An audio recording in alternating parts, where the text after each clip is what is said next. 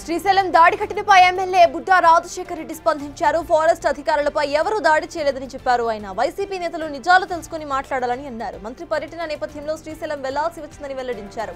అప్పుడు అక్కడ ఏం జరిగిందనే విషయాన్ని బుడ్డా రాజశేఖర్ రెడ్డి వివరించారు.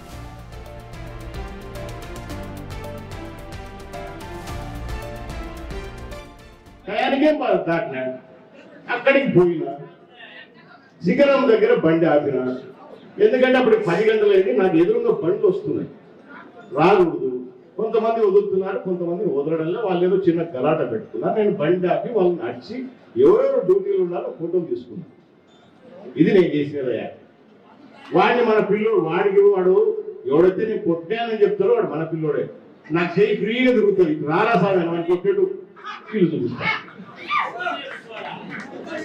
ఆ పిల్లోడు మన పిల్లోడు, వాడిని ఎందుకు కొడతాయా నేను? ఈ రోజు నేను కాదు, వాళ్ళే కూర్చోను.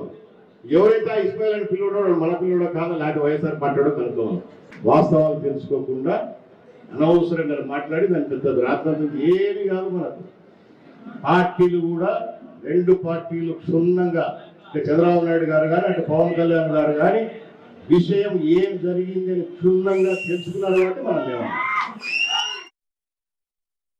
ఫారెస్ట్ అధికారుల దాడి ఘటనపై తనపై జరిగింది అబద్ధపు ప్రచారం అని అన్నారు బుడ్డా రాజశేఖర్ రెడ్డి. అంబటి రాంబాబు తీరుపై నిప్పులు చెరిగారు. ఆయన స్పాట్ లో ఒకటి జరిగితే వైసీపీ మరొకటి చెప్తోందని మండిపడ్డారు. అధికారంలో ఉన్నాం, ప్రజలకు పనులు చేయకపోతే చెప్పండి, చేసి చూపిస్తాం, కానీ ఇలా ఆరోపణలు చేయడం తగదని అన్నారు. మళ్ళీ అధికారంలోకి వచ్చి ప్రజలకు సేవ చేస్తా ఉన్నారు.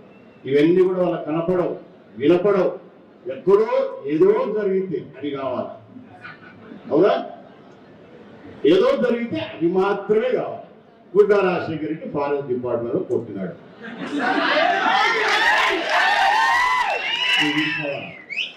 బుడ్డా రాజశేఖర్ రెడ్డి గెస్ట్ హౌస్ లో మందు తాగి వచ్చి గేట్ తెలుసకుండా కొట్టాడు.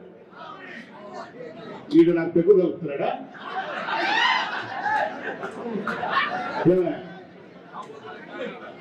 ఈ చక్రపాణి రెడ్డి, ఆ అంబటి ఎవరు, వీళ్ళిద్దరు గెస్ట్ హౌస్ లో నాకు పెగ్గు కలుపుతున్నారా?